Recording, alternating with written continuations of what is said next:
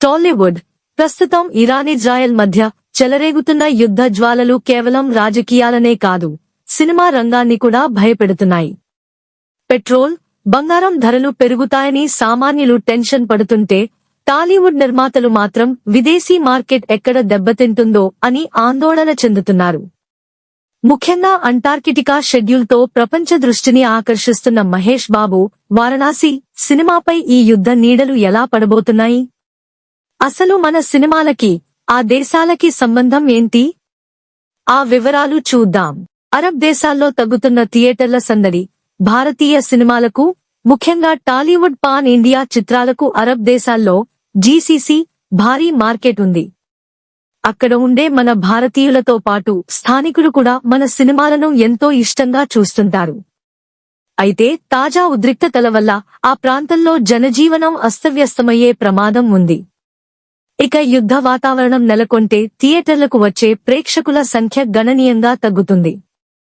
దీనివల్ల వందల కోట్ల బిజినెస్ జరగాల్సిన చోట భారీ నష్టాలు వచ్చే అవకాశం ఉందని ట్రేడ్ విశ్లేషకులు భయపడుతున్నారు. వారణాసి సినిమాకు పెరిగిన సవాళ్లు. రాజమౌళి దర్శకత్వంలో రూపొందుతున్న వారణాసి చిత్రం అంతర్జాతీయ స్థాయిలో ప్లాన్ చేయబడింది. అంటార్కిటికా వంటి లొకేషన్లకు వెళ్లి షూటింగ్ చేయాలంటే విదేశీ ప్రయాణాలు, లాజిస్టిక్స్ చాలా ముఖ్యం. యుద్ధం వల్ల విమానయాన రంగానికి ఆటంకాలు ఏర్పడితే చిత్ర బృందం అనుకున్న సమయానికి షూటింగ్ పూర్తి చేయడం కష్టమవుతుంది. ఇక అంతేకాకుండా అంతర్జాతీయ మార్కెట్ను దృష్టిలో పెట్టుకుని పెట్టిన భారీ పెట్టుబడులు తిరిగి రావడంపై నిర్మాతలు అయోమయంలో ఉన్నారు. ఒకవేళ పరిస్థితి ఇలాగే కొనసాగితే షూటింగ్ షెడ్యూల్స్ మారే అవకాశం కూడా ఉంది. ఆర్థిక సంక్షోభం మరియు పంపిణీ రంగంపై ప్రభావం. సినిమా బడ్జెట్లను తలకిందులు చేయటానికి ఎన్నో కారణాలు ఉన్నాయి. యుద్ధం ప్రభావంతో డాలర్ విలువ పెరగడం, రూపాయి బలహీనపడటం వంటి ఆర్థిక మార్పులు.